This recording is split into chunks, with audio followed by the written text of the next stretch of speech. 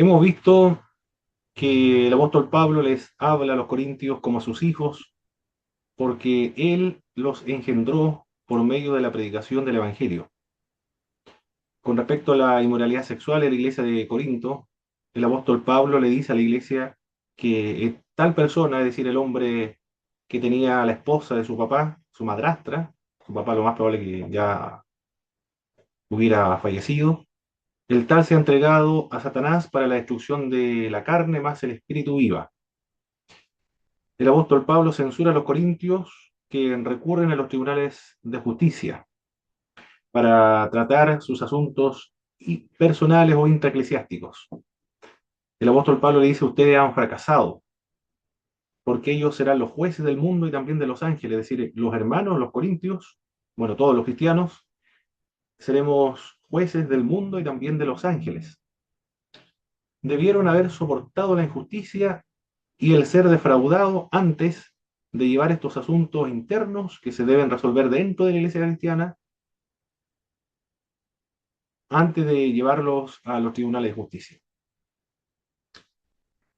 Estos problemas no son, si lo queremos aplicar al día de hoy, en el contexto en el cual nosotros nos encontramos,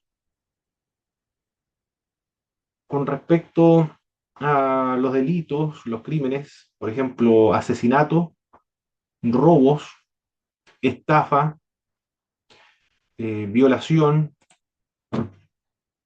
¿Qué otro delito puede ser? Bueno, esos tipos de delitos son delitos, o narcotráfico, por ejemplo, venta de drogas. Esos no se pueden resolver internamente dentro de la iglesia. Si un hermano me estafó, por ejemplo, o un hermano cometió un crimen, eso yo no lo puedo resolver dentro de la iglesia. O alguien, un miembro de la iglesia, cometió violación, eso no se resuelve intraeclesiásticamente, porque son delitos contra la sociedad. En ese caso es la sociedad la que debe juzgar. Por lo tanto, hay la responsabilidad de los hermanos, del pastor, de la iglesia, que se entere de algún tipo de delito, debe llevarlo o debe denunciarlo, debe llevarlo a los tribunales de justicia. En esos casos. Pero en caso de le pidió un préstamo, por ejemplo, de 200.000 pesos, 100.000 pesos, y después no lo devolvió, eso se debe resolver internamente.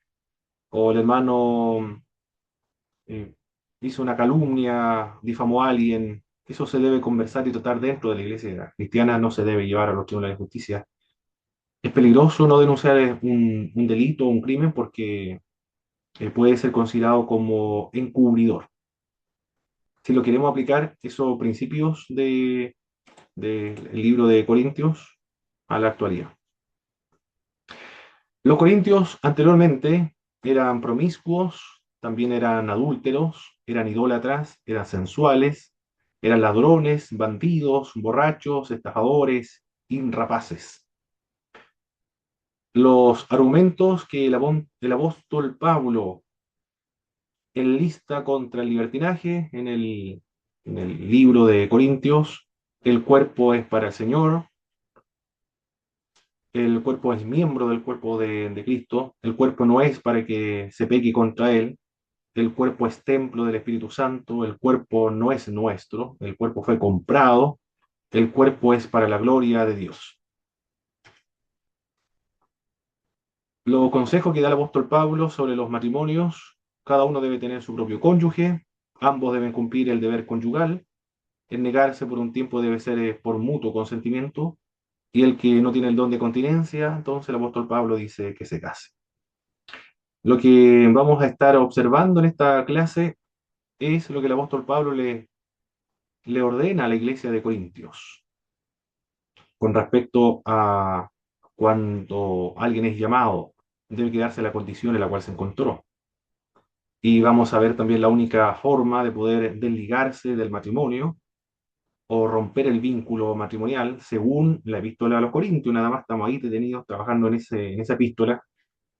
El conocimiento debe ser regulado por, eso es lo que vamos a responder también, qué dice el apóstol Pablo de sí mismo para defender su apostolado y los derechos a los cuales ha renunciado el apóstol Pablo. También Usted podrá explicar de qué manera el apóstol Pablo practica la enculturización y cuál es el propósito de la enculturización. Eso es lo que vamos a ver en esta clase entonces.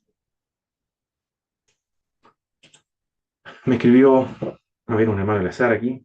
Bueno, debe estar llegando del trabajo. Bueno, a esta hora están llegando todos, hermano Héctor. ¿Usted qué hora sale del trabajo?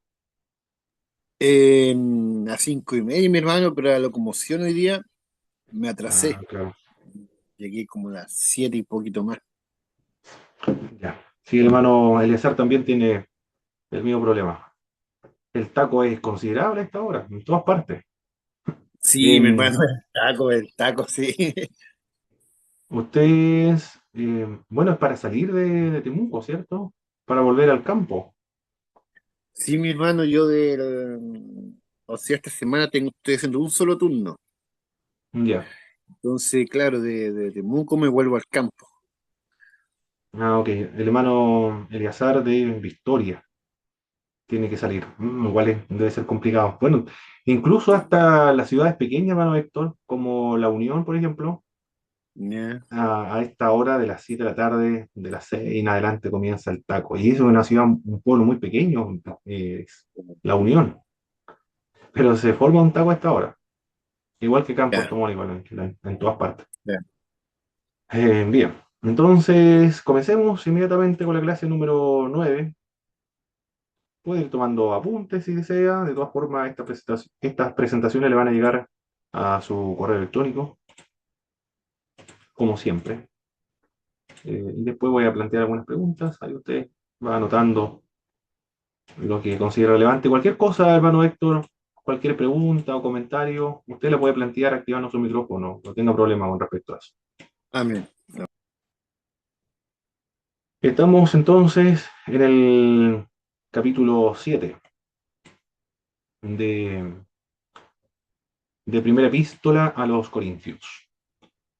El apóstol Pablo, respecto al matrimonio, aquí el verso 8 hasta el verso 24. Por favor, hermano Héctor, vamos a dar lectura a esa porción, del verso 8 hasta el 24.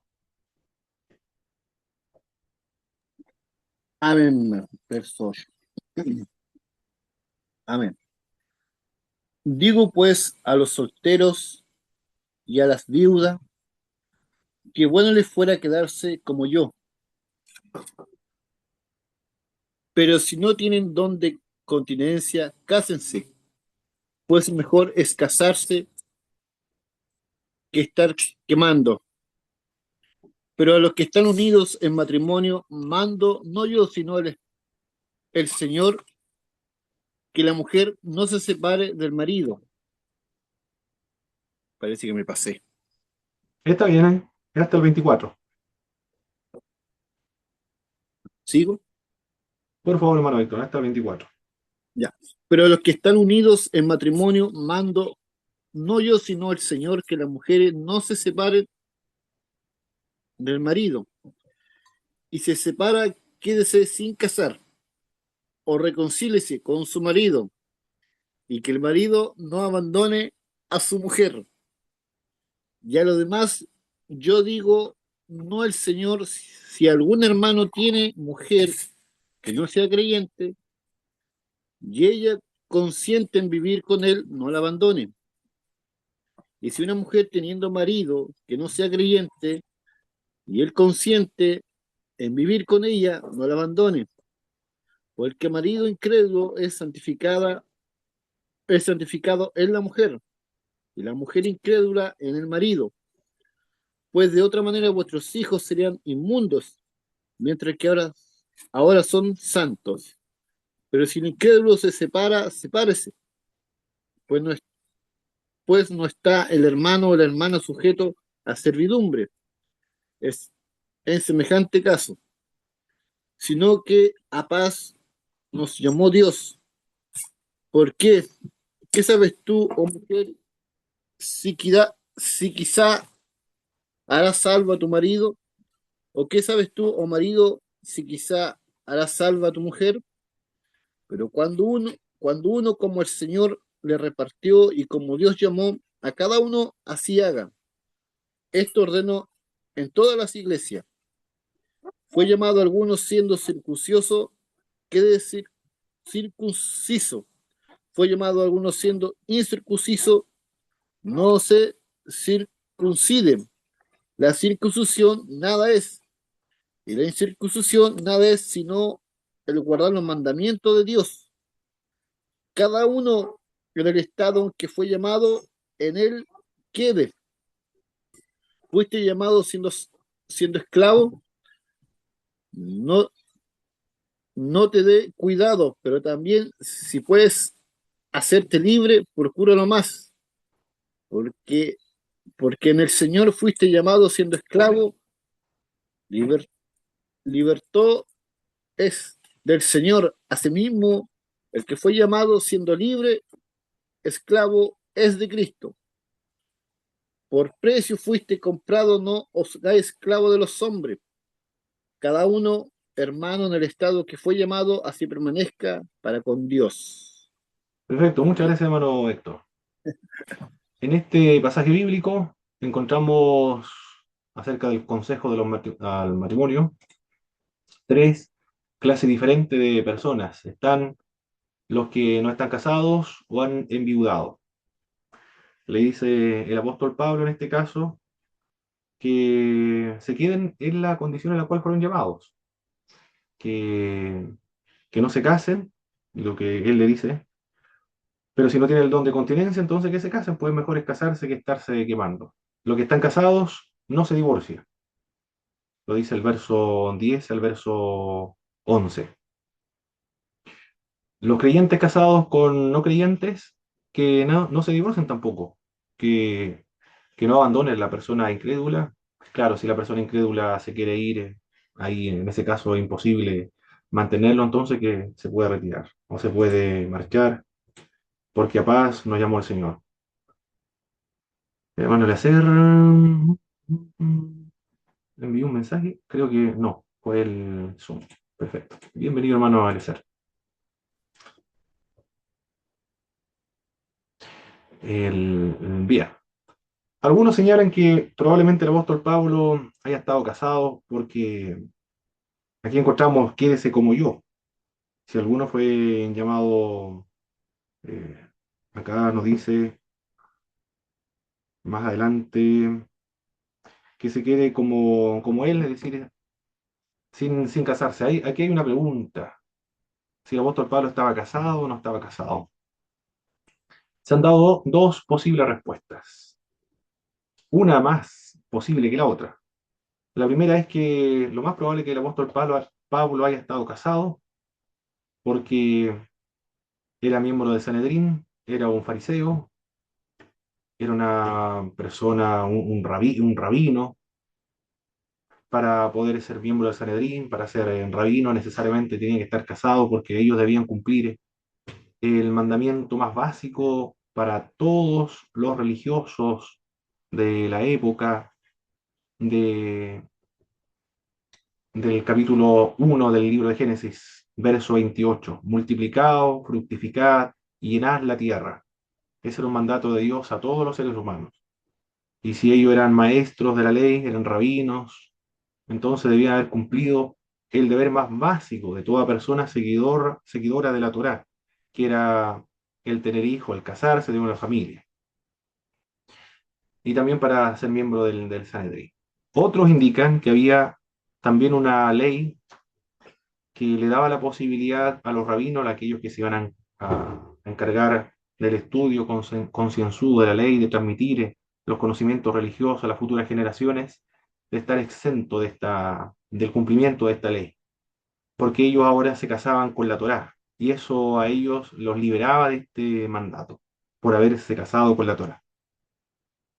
Lo más probable es que haya sido esa última opción de que el apóstol Pablo se había casado con la Torá, entonces estaba exento de ese mandamiento, es que el apóstol Pablo nunca se casó, no, no, no tenía esposa, porque más adelante dice que él tiene derecho de llevar una esposa como compañero en los viajes misioneros, pero ha renunciado a ese derecho y también ser sostenido con su esposa, pero él ha renunciado a ese derecho y trabaja con sus propias manos de día y de noche para no se le carga a los miembros de la iglesia que él está fundando, en realidad, de los Corintios.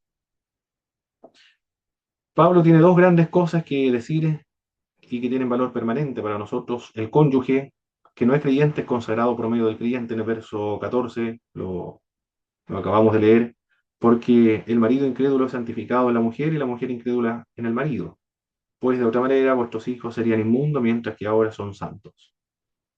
Tiene más posibilidades por esta unión con un creyente de, de ser salvo, porque uno de los cónyuges, por medio de su testimonio, por medio de sus prácticas cristianas también, por medio de la oración, la participación en la iglesia, los buenos consejos, siendo sal de la tierra, luz del mundo, en la casa, entonces de esa manera va a contribuir para persuadir a esta persona al evangelio finalmente. A uno de los cónyuges así podría ganarse eventualmente a uno de sus cónyuges. Eso dice el apóstol Pablo en el verso 16, porque ¿qué sabes tú, oh mujer, si quizás harás salvo a tu marido? ¿O qué sabes tú, oh marido, si quizás harás salvo a tu mujer? Lo que Pablo ordena a todas las iglesias, cada una debe quedarse en la condición en que fue llamado. En el verso 17 dice, pero cada uno como el Señor le repartió y como Dios llamó a cada uno, así haga, esto ordenó en todas las iglesias. Después en el verso 20 nuevamente lo vuelve a indicar, cada uno en el estado en que fue llamado, en él se quede. En el verso 24, cada uno, hermanos, en el estado en que fue llamado, así permanezca para con Dios. Si fue llamado soltero, quédese soltero. Si fue llamado viudo, quédese viudo. Si fue llamado siendo esclavo, no permanezca en ese estado. Si tiene la posibilidad de liberarse, entonces considere esa posibilidad de liberarse de la esclavitud. Eso lo dice un poco más adelante.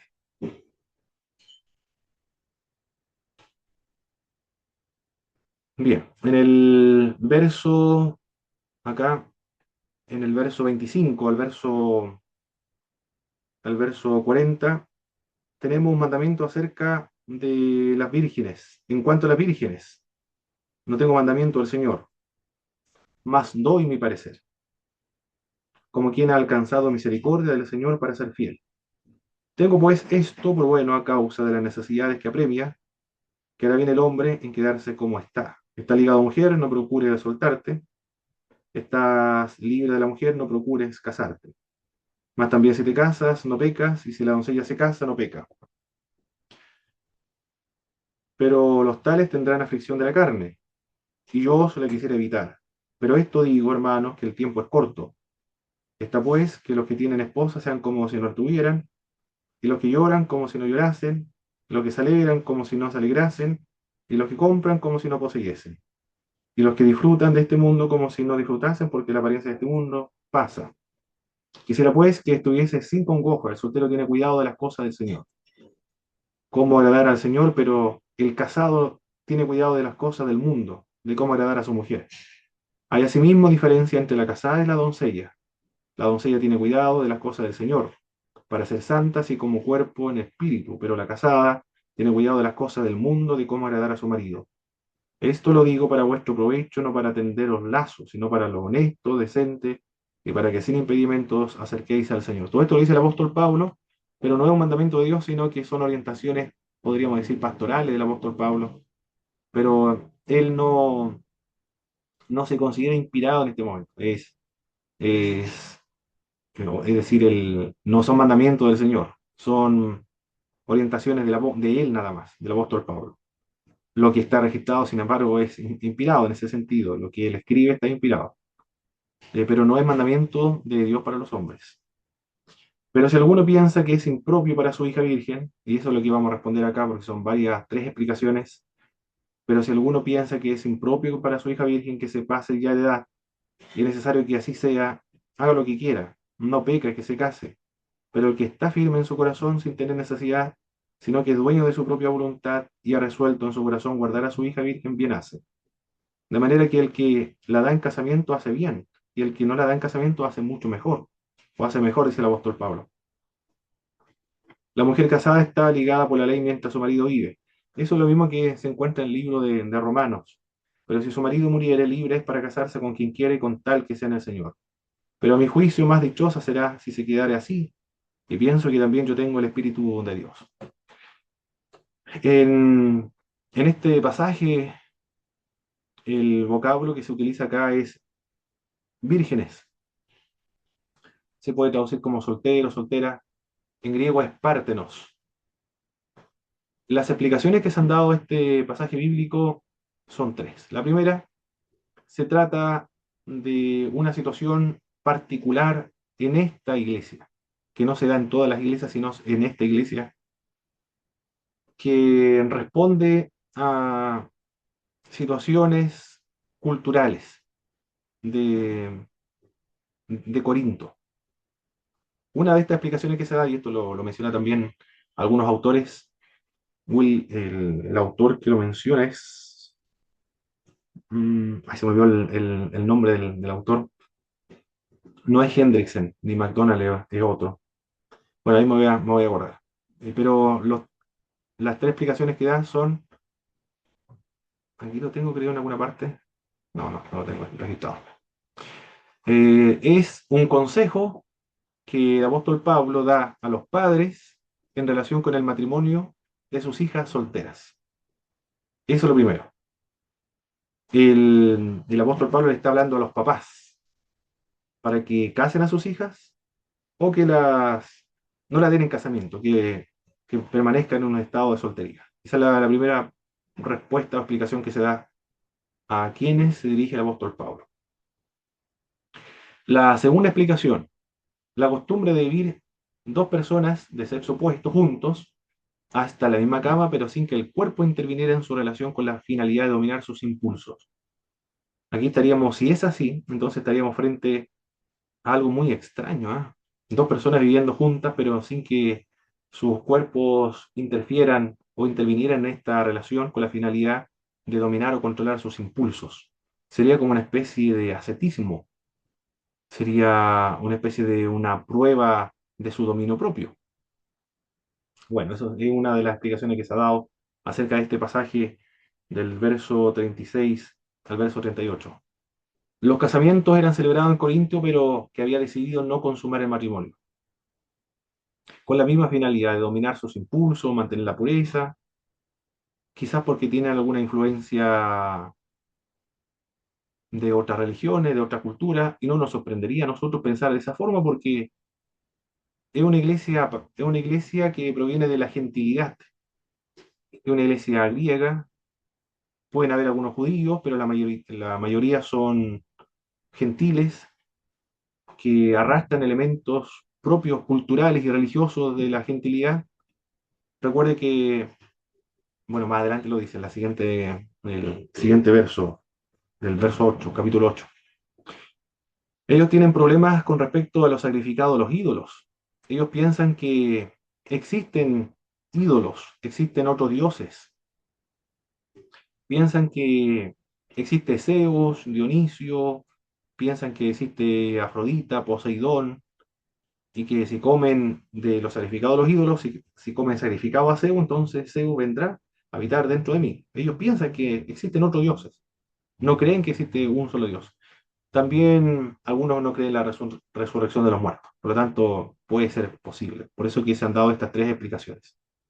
William Barclay, ahora me acordé del nombre del que sostiene estas tres explicaciones, o él menciona estas tres explicaciones que se han dado actualmente. Me inclino más a pensar en la primera, de un consejo que el apóstol Pablo le da a los padres con respecto a la situación de sus hijas, si darla o no en casamiento. Los consejos de Pablo entonces serían que la autodisciplina es cosa excelente, pero no hagas de tu religión algo antinatural, o no hagas una agonía de tu religión. En este verso, del 25 al verso 40, la nueva versión internacional, respecto a las personas solteras, debido a la crisis actual, parece que se refiere a que el tiempo es corto. Cuando el apóstol Pablo dice, debido a la crisis actual, se refiere a que la venida de Jesús o el tiempo de la edad de la iglesia va a terminar en cualquier momento. La venida de Cristo es inminente, pensaba que en su generación Jesús volvería. Los de Tesalonicenses también pensaban que Jesús vendría en su generación. Y por eso que cuando comenzaron a morir y algunos familiares, ellos se preguntaron qué ocurrirá con aquellos familiares que murieron. A eso se refiere la inminencia o lo inminente de la venida de Jesús y el tiempo corto y el corto del tiempo en cuanto a la venida de Jesús de Nazaret. Pablo recomienda quedarse como está, soltero, sin casarse. Si está casado, no busque separarse. Si está soltero, no busque casarse. Si se casa, pasará por muchos aprietos. En los versos 29 al 31, describe la actitud del cristiano ante la inminente venida de Jesús de Nazaret. ¿A cuáles aprietos se refiere el apóstol Pablo en este versículo bíblico? En la sección del verso 32 al 35 lo menciona.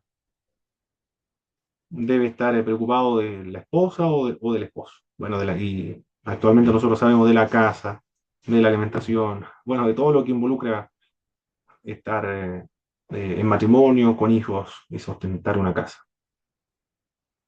Sus intereses están divididos. No estará libre de las preocupaciones del mundo. Estarán preocupados del sustento económico.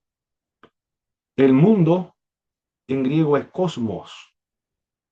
Aquí Pablo se refiere a las condiciones de vida terrena que se convierte en dominio sobre el hombre.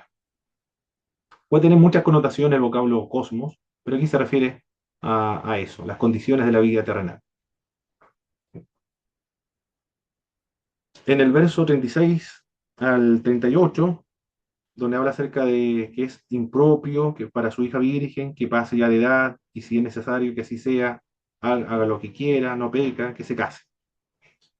Hay una variante textual en este pasaje bíblico, variantes textuales. Cuando yo empleo el vocablo variantes textuales, mis hermanos, hermano Eleazar, hermano Héctor, ¿se entiende lo que quiero decir o no? Con el término variante textual.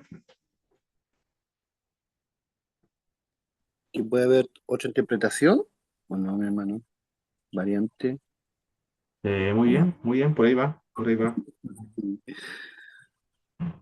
Eso es el. Aquí voy a buscar un ejemplo de una variante textual. En la nueva versión internacional, al pie de página, indica algunas variantes textuales. Lectura alterna, 24.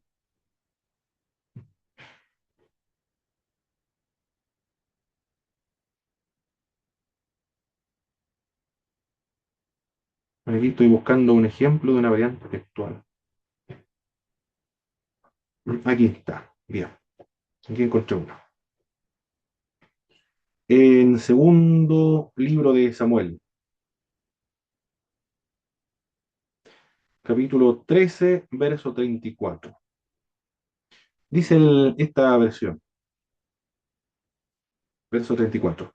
El centinela de la ciudad alzó la vista y vio que del oeste, por la ladera del monte, venía bajando una gran multitud. Entonces fue a decirle al rey, veo venir gente por el camino de Joronayín, por la ladera del monte. Por la ladera del monte, dice el verso 34. Es muy sutil la variante textual, pero lo voy a leer otra vez para que lo tengan en mente. Veo venir gente por el camino de Joronayín, por la ladera del monte. El, en la Septuaginta dice, entonces fue al monte, nada más. Fue al monte nada más, dice acá. Eso dice la Septuaginta. Entonces fue monte, nada más. Hay algunas palabras que se perdieron ahí en la Septuaginta. Cuando hablamos de la Septuaginta nos referimos a la traducción del hebreo al griego del Antiguo Testamento, que se llevó a cabo esa traducción en el año 250 antes de Cristo. Y en el texto masorético no incluye esa oración. ¿Cuál oración? Veo venir gente por el camino de Joranayín, por la ladera del monte. No dice eso en el texto masorético. El texto masorético es un texto que surge en el año 500, 900 después de Cristo, que le pusieron a ese texto puntitos y vocales para conservar la pronunciación. Y en ese texto no figura esa oración. Veo venir gente por el camino de Joronayín, por la ladera del monte. La Septuaginta dice, fue al monte.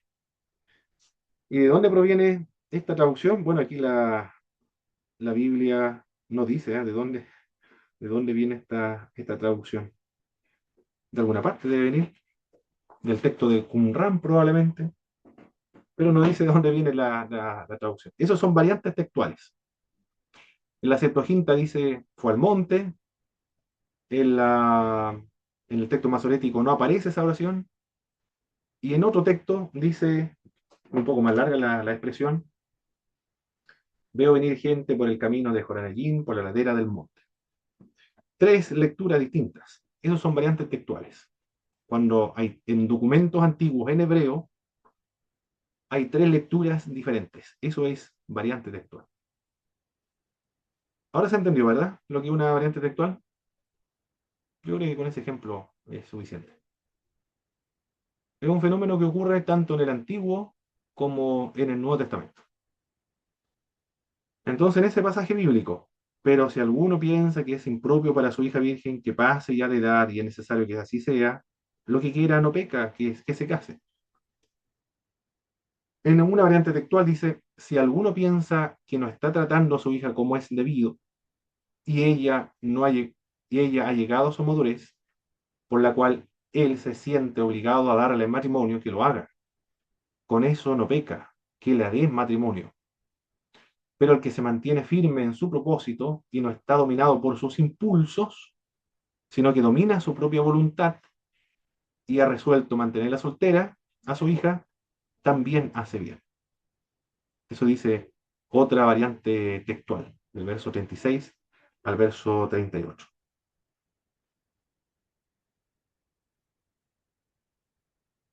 En el verso 39 al 40, la única forma de quedar libre para casarse, según ese pasaje bíblico, creo que ustedes también tuvieron que responderla en su tarea. ¿Cuál es la única forma en que el creyente puede romper el vínculo matrimonial?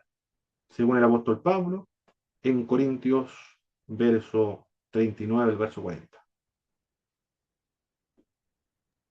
En este texto es la quedarse viudo, fallecimiento de la pareja, en uno de las parejas. Así es, así es. Es la única forma de romper el vínculo matrimonial. Para el apóstol Pablo en Corintio. Por eso los jóvenes, hay que enseñarle a los jóvenes, buscar un, o que oren, que busquen a su pareja, a su futuro cónyuge, y que le dé sabiduría para escoger su futuro cónyuge, para evitar problemas futuros después y obstáculos en el servicio futuro al Señor. Porque he sido testigo, he visto cuando algunos hermanos se casan muy jóvenes, de 18, 17 años algunos, y no sé cuál será la razón, quizás para, no sé, por ser muy apresurado, no sé cuáles serán las causas, o por independizarse luego de sus padres, para probar cómo es el matrimonio, si pueden sobrevivir solos, sin ayuda de sus papás, no sé, y duran 9 meses, un año, y después se separan, jovencitos, jovencitos, no alcanzaron a tener hijos, y después pasan 2 años, y, y se casan con otra persona. Dentro de la iglesia pasa eso. Bueno, fue un matrimonio muy apresurado. Por eso hay que, antes de que se casen los hermanos, se le deben darles charlas prematrimoniales. Y indicarle también que la única forma de romper el vínculo matrimonial es la muerte, según este pasaje bíblico. Por lo tanto, cuando se casan, no se pueden divorciar. Y si se divorcian, no se deben casar, porque si uno de los cónyuges está vivo, entonces van a estar en adulterio y servir así al Señor. ¿Cómo pueden servir al Señor así? Truncan su vida espiritual, su vida ministerial. He conocido casos también de hermanos que eran muy jovencitos, se casaron y después se divorciaron y pues se volvieron a casar otra vez. Se divorciaron, no sé cuáles habrán sido las razones. Y en algunas iglesias no es un obstáculo el llegar al ministerio, el ser recasado y divorciado y recasado. No es ningún obstáculo en algunas iglesias. Pero en otras iglesias y en algunas instituciones no puede un ministro del Evangelio ser divorciado y recasado. No puede ejercer algún ministerio. Y le impidieron el ejercicio de un ministerio por un problema que tuvieron hace muchos años atrás, cuando eran jovencitos.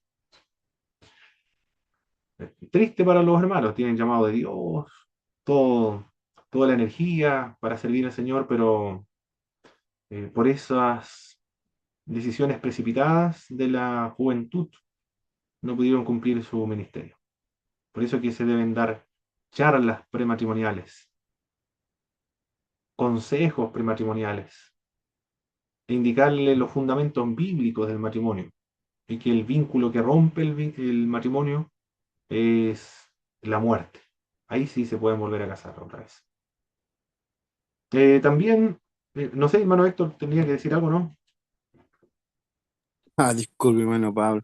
Sí, es que Adelante. igual lo presionan mucho los jóvenes en la iglesia, mi hermano, para que se casen y se toman de este texto bíblico y dicen que si no tienen don de continencia, que se casen, si no se van a quemar.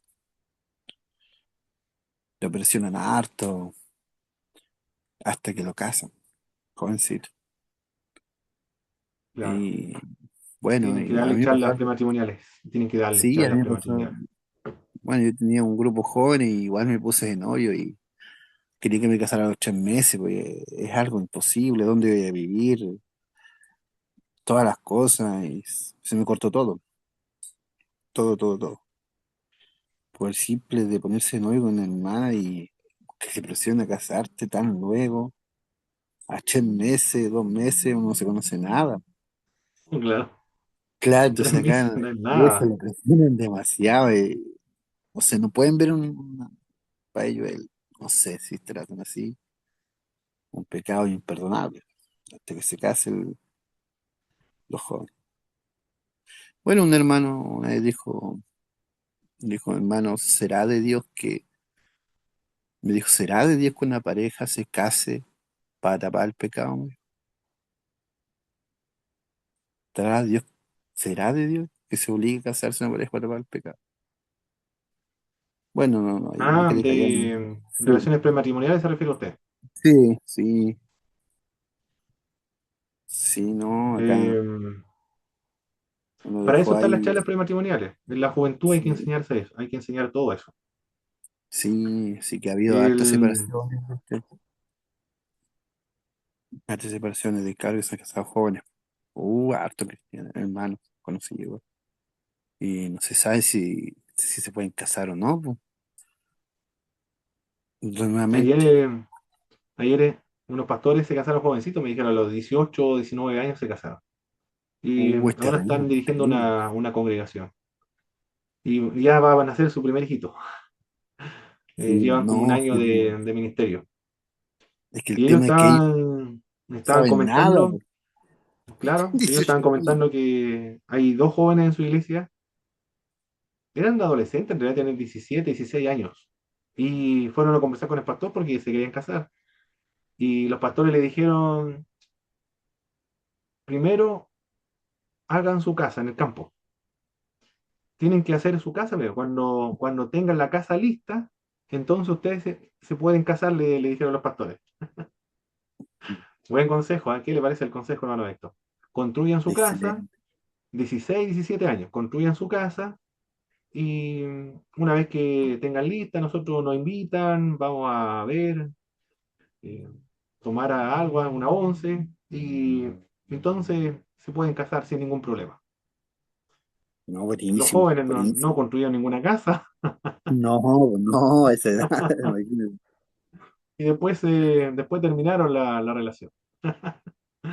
Pero se Claro, querían sí, sí. casar a 16, 17 años. No, bueno, buen consejo Pero le buen dieron. consejo, primero Sí, construyan una casa en el campo. sí. Claro, no sabían ni clavar un clavo, nada. No, buenísimo, buenísimo, buenísimo, buenísimo. Bien, el otro pasaje bíblico es el de Mateo capítulo 5 verso 31. También fue dicho, cualquiera que repudie a su mujer, dele carta de divorcio.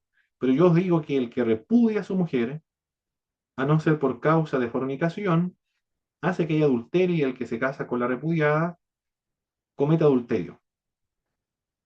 ¿Qué te parece? Pero yo os digo que el que repudia a su mujer, a no ser por causa de fornicación, hace que ella adultere y que la y el que se casa con la repudiada cometa adulterio.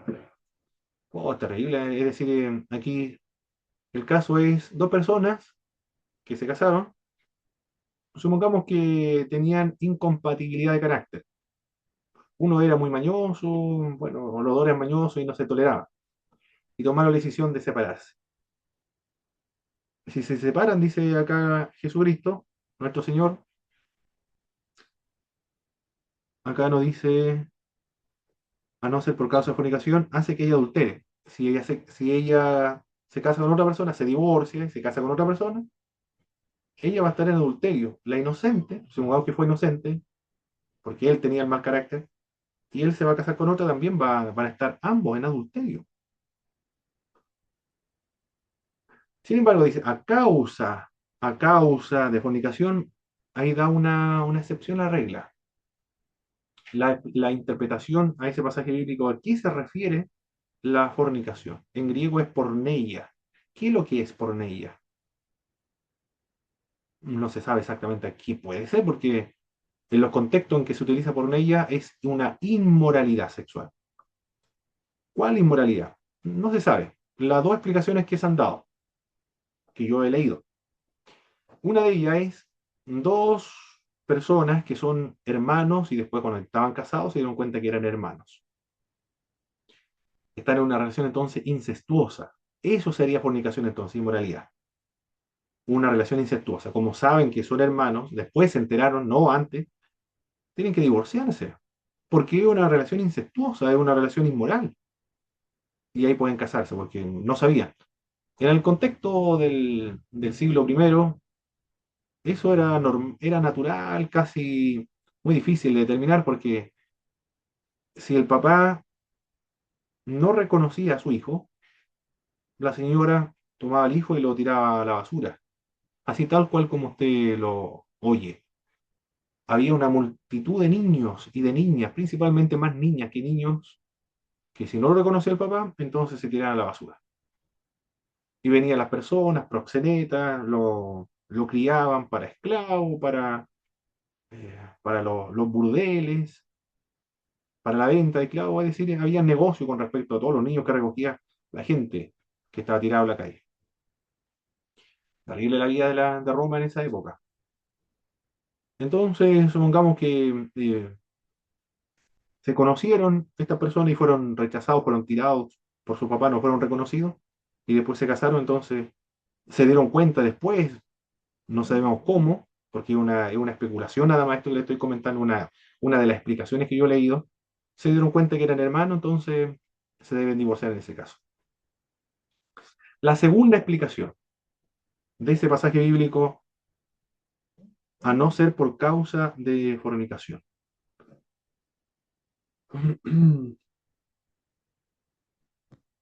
Se trata de infidelidad.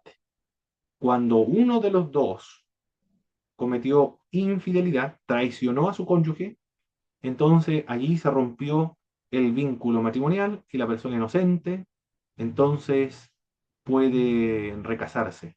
Se divorcian y pueden recasarse. Esa es la segunda explicación. Salvo por esa excepción. Entonces, según el apóstol Pablo, la muerte, y según los evangelios sinópticos, la infidelidad o el incesto.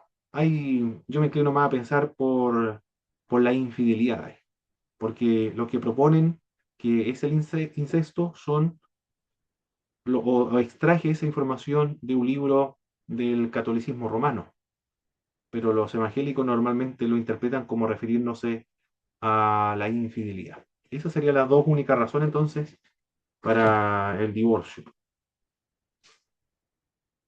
El divorcio me refiero en, autorizado por los pasajes bíblicos.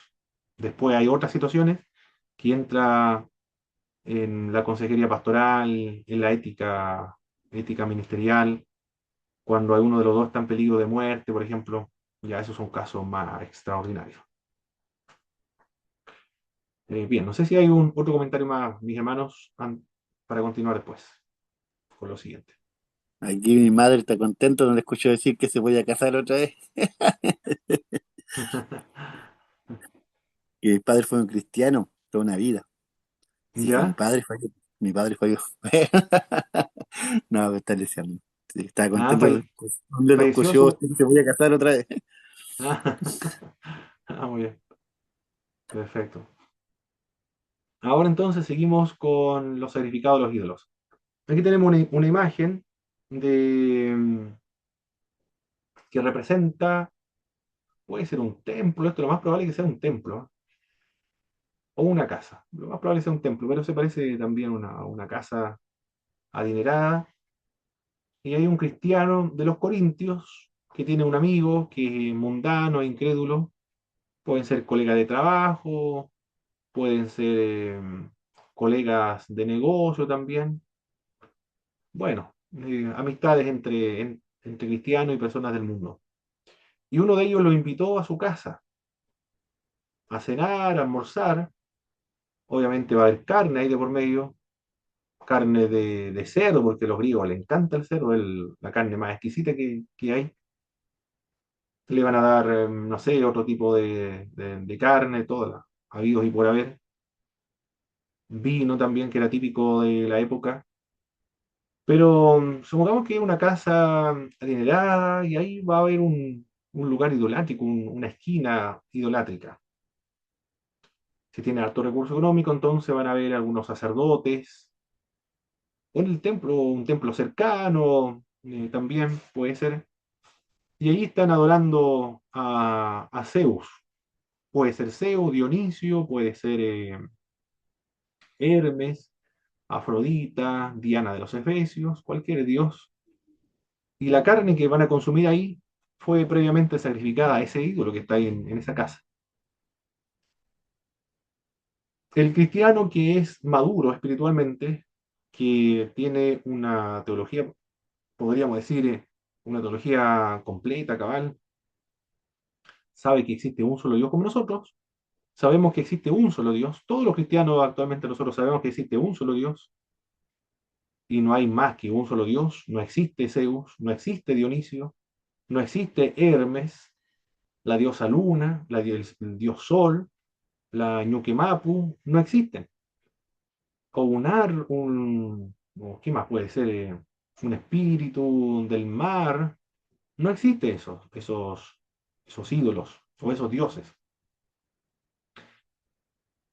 Pero en esta época, en Corintio, habían algunos hermanos que no eran monoteístas, sino que no podemos decir politeístas, sino porque ya eran hermanos que practicaban la monolatría. Eso significa que adoraban a un solo Dios. Bueno, estamos... este es el curso, pero el hermano Eleazar tomó religiones comparadas, ¿verdad, hermano Eleazar?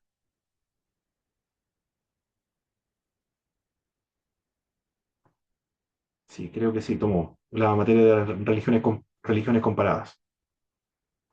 Ahí en religiones comparadas vimos el enoteísmo, el término y el monolatría. Politeísmo, creencia en muchos dioses. El enoteísmo, existen muchos dioses, pero uno de ellos es el principal. El- la monolatría, existían muchos dioses, pero el adorador tomó la decisión de adorar solamente a uno de ellos. Eso es monolatría. Los cristianos de esta época, al parecer, son monólatras. Adoran a un solo Dios, que es Jehová Jesucristo, pero piensan que existen otros dioses. El cristiano inmaduro me refiero.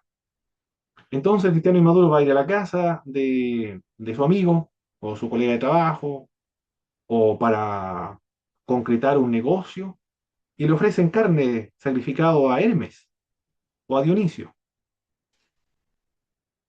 El cristiano va a comer esa carne y va a pensar que Dionisio ingresó a él, pero dentro de él está el Espíritu Santo, está el Padre, el Hijo, el Espíritu Santo. Pero ahora también está Hermes y eso le ofende a él, su conciencia, su espiritualidad y ha pecado para con Dios. No se siente bien, se siente culpable. Pecó contra el Señor porque piensa él que ha entrado Dionisio o Zeus o Diana de los Efesios ha entrado a su alma. Ese es el problema que está detrás del capítulo 8 de los sacrificados a los ídolos. Ese es el contexto para que usted entienda el tema de los sacrificados a los ídolos. Es un problema teológico entonces, al cual nos estamos enfrentando acá. Vamos a darle lectura entonces. El verso uno, no sé si el hermano Eleazar estará en su casa o estará viajando todavía. Parece que estaba viajando porque sí, creo que sí. Hermano Héctor, por favor, si puede leer esa porción del verso uno al verso 13, por favor. Pues yo le ayudo del Amén, verso uno al 6 le ayudo yo, y después usted del verso 7 hasta el verso 13. amén. En cuanto a los sacrificados a los ídolos, sabemos que todos tenemos conocimiento. El conocimiento envanece, pero el amor edifica. Y si alguno se imagina que sabe algo, aún no sabe cómo debe saberlo. Pero si alguno ama a Dios, es conocido por él. Acerca pues de las viandas que se sacrifiquen a los ídolos, sabemos que un ídolo nada es en el mundo. Eso es lo primero que dice el apóstol Pablo. Un ídolo no es nada en el mundo.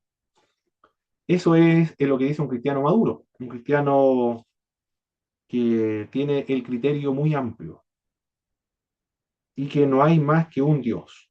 Pues aunque haya muchos que se llamen dioses, sea en el cielo o la tierra, como hay muchos dioses, muchos señores, para nosotros, sin embargo, solo hay un Dios, el Padre, del cual proceden todas las cosas, y nosotros somos para Él, y un Señor Jesucristo, por medio del cual son todas las cosas, y nosotros por medio de Él.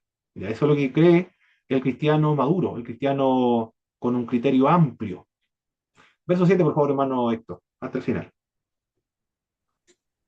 Pero no en todo hay este conocimiento, porque alguno, habituando hasta aquí a los ídolos, comen como sacrificado a los ídolos, y su conciencia, siendo débil, se contamina. Si bien la vianda no nos hace más acepto ante Dios, pues ni porque comamos seremos más, ni porque no comamos seremos menos. Pero mirad que estás en libertad vuestra, no venga a ser tropecero para los débiles. Pero si alguno te ve a ti que tienes conocimiento, sentado a la mesa en un lugar de ídolos, la conciencia de aquel es débil, no será estimulada a comer a lo sacrificado a los ídolos, y por el conocimiento tuyo se perderá el hermano débil por quien Cristo murió. De esta manera, pues, pecando contra los hermanos y, hirieron su débil conciencia. Contra Cristo pecáis Por lo cual, si la comida le es a mi hermano ocasión de caer, no comeré carne jamás para no poner tropiezo a mi hermano. Amén. Perfecto, muchas gracias, hermano Héctor. Bien, desde el punto de vista del ídolo, Pablo representa tres principios. Lo que es inocuo para una persona puede que no lo sea para otra persona. No se debe juzgar nada desde el punto de vista del conocimiento, sino también desde la perspectiva del amor. Nada tiene derecho a permitir un placer o a reclamar una libertad que pueda traerle perjuicio a la otra persona. Esos son algunos principios que podemos estar acá. El conocimiento en materias espirituales, dice el apóstol Pablo, envanece el conocimiento. Aquí dice, el conocimiento envanece, pero el amor edifica. ¿A qué conocimiento se está aludiendo, hermano Héctor, este pasaje bíblico? El conocimiento envanece, pero el amor edifica.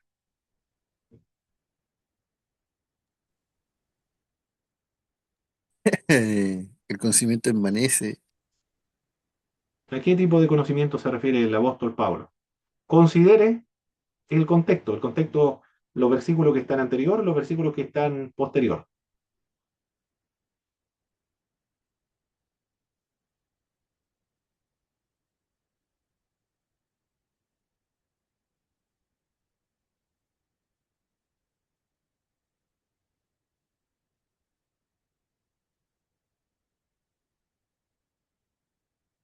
En el verso 4 le da la clave.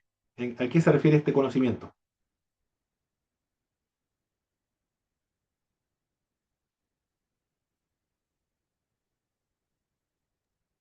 En el verso... Sí, hermano Héctor, adelante. Eh, bueno, que si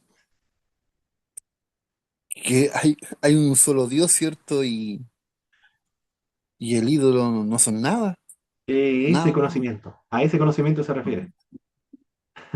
El, el apóstol Pablo dice que existe un solo Dios, no hay más Un que un solo Dios. Dios. Y después Sí. dice, sin embargo, solo hay un solo Dios Padre, el cual procede de todas las cosas.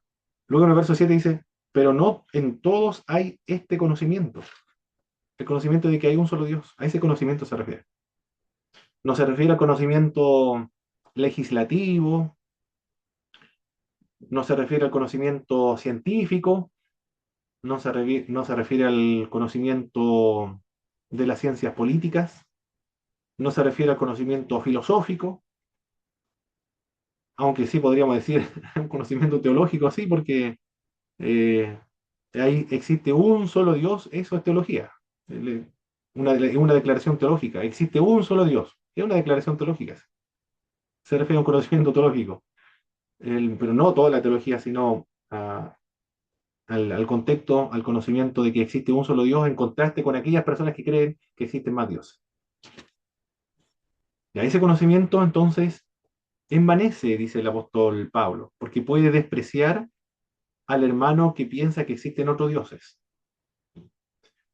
Pero el amor edifica. Aquí nos está diciendo entonces el apóstol Pablo que el conocimiento debe estar subordinado al amor. La teología en este sentido debe estar subordinado al amor. Lo fundamental de la vida cristiana es el amor entonces, o la ortopraxis podríamos decir, la práctica correcta. Eso es lo más fundamental, la práctica, la actitud que debe tener el creyente frente a los conocimientos intelectuales.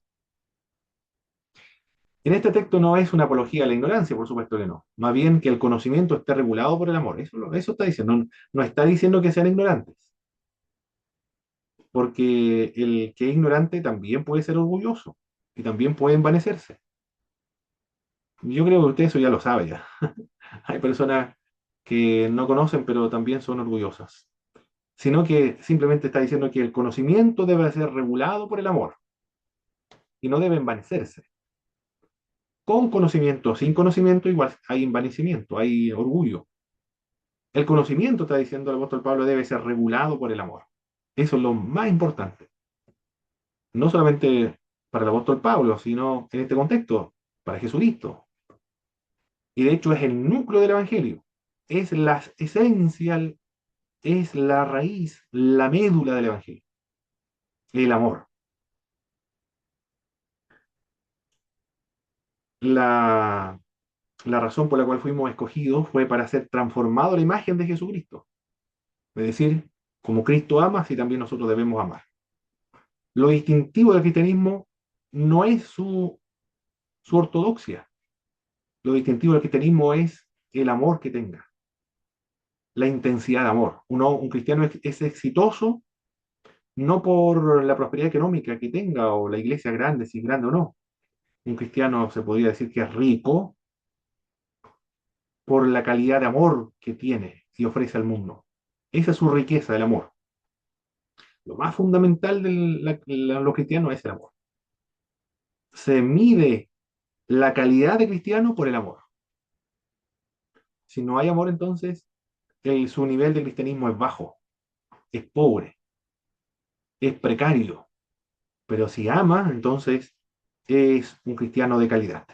Así se mide la calidad de los cristianos, por la cantidad de amor que tenga. No por la cantidad de dones espirituales tampoco, sino por la calidad de amor que tenga. Eso es lo más importante del cristianismo. Si queremos resumir en una palabra, todo el cristianismo sería el amor. Eso sería el cristianismo. Y porque Dios es amor, los cristianos también debemos amar. Es lo más fundamental de la fe cristiana. La esencia del cristianismo es el amor. Todo lo que hacemos es por amor a Dios y amor al prójimo. Eso no se debe olvidar nunca. En el verso 4, verso 6, ahora Pablo pasa a explicar en qué consiste ese conocimiento. Los ídolos no son nada. Existe un solo Dios, de quien todo procede y para el cual nosotros vivimos. Un solo Señor también, Jesucristo, por quien todo existe, por medio del cual nosotros vivimos. El apóstol Pablo está reconociendo a Cristo aquí como Dios, creador y sustentador de todas las cosas.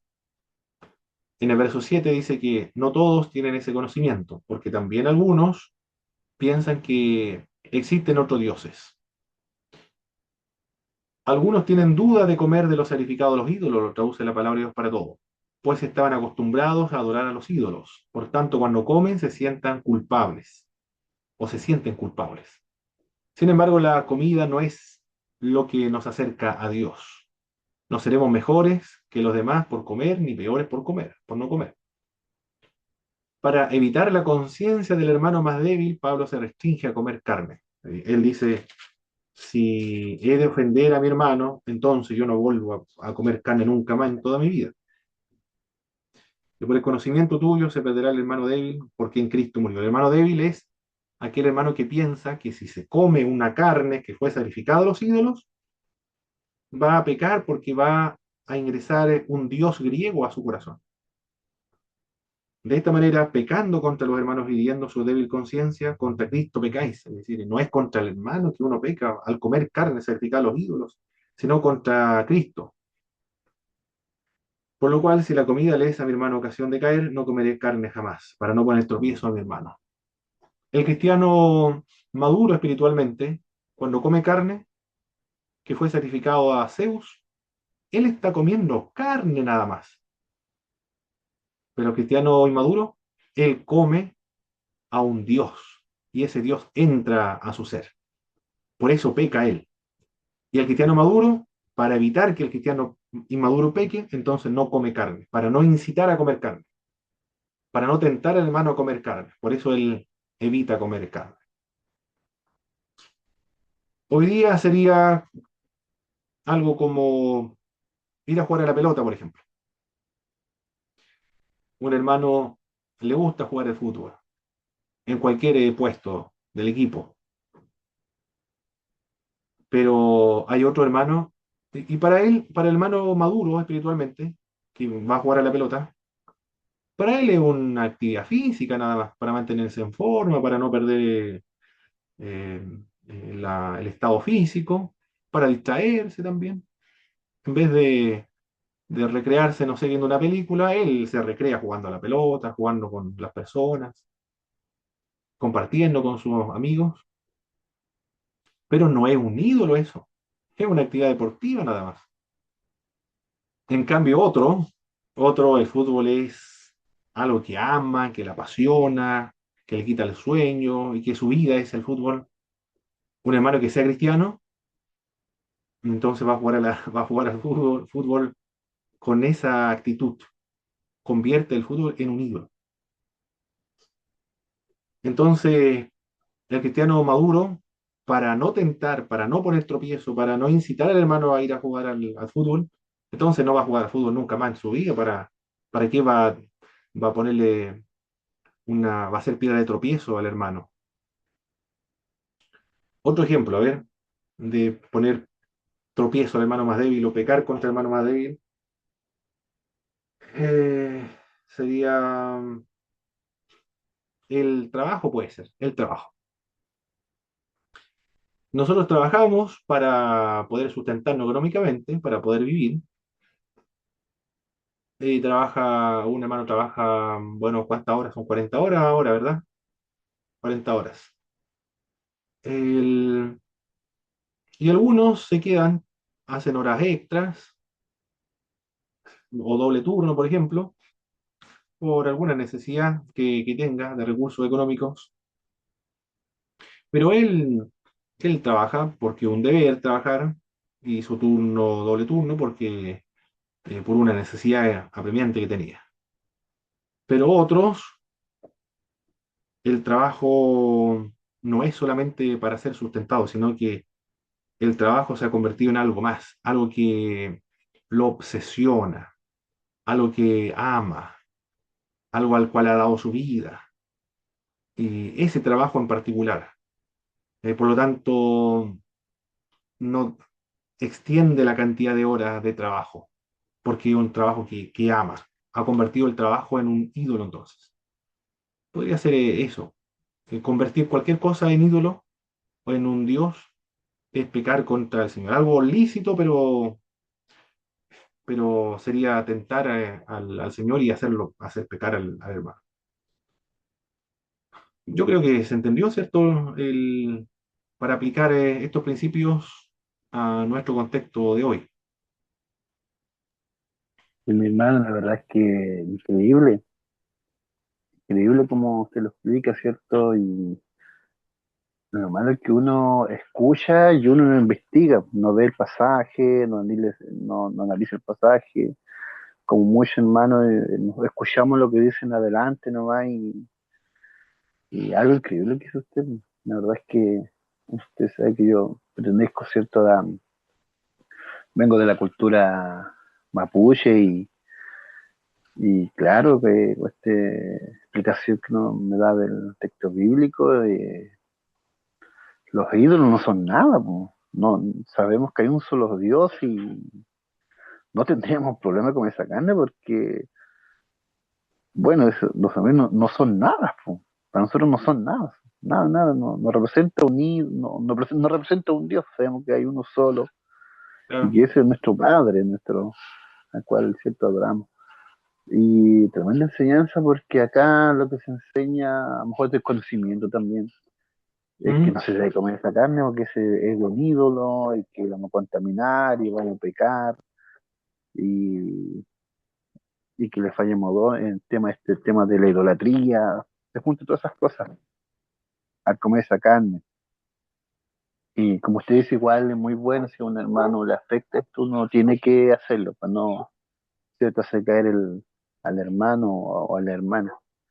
Pero muy bueno, mi hermano. El tema del fútbol igual también pues, se ve como un ídolo, algo, un pecado, ¿cierto? Como jugar en el Shango, una vez se ve muy mal igual. Pero usted lo bien, me gustó, no es un ídolo. Es diferente, como dice usted, cuando hay una pasión, cuando hay inscripción en un club, ya es diferente ahí el tema. Muy bueno, hermano, muy bueno, me gustó mucho. Igual algunos tienen problemas cuando los cristianos van al cine, por ahí como que escuchado un poco, parece y critican a mm, los hermanos que andan así de repente. Algunos hermanos tienen problemas con eso, creen que lo ven correcto.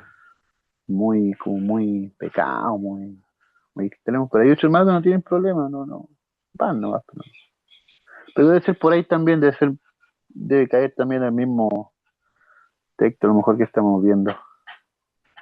Pero Yo me acuerdo de un buenísimo, buenísimo, predicador hermano. en una radio allá en la región de la Araucanía que decía que no había que ir al mar porque los que iban al mar estaban muertos espiritualmente, porque la Biblia dice que el mar entregará a sus muertos. Imagínese como Sí, las sí, cargas que sí, ponían a también. los hermanos. Sí, no, incluso el Bien. río, hermano, incluso el río para acá, si acá, incluso el mismo río acá he escuchado que no se puede ir. Oh, qué terrible, ¿eh? Ya. Bien. Entonces pasamos al capítulo 9. Ya vimos de los sacrificados los ídolos y ahora, ¿qué pasa rápido la hora, hermano Héctor? Son las 8:20. Ya, vamos a descansar. A las 9 en punto volvemos entonces, mis queridos hermanos. Ya nomás, ya nomás.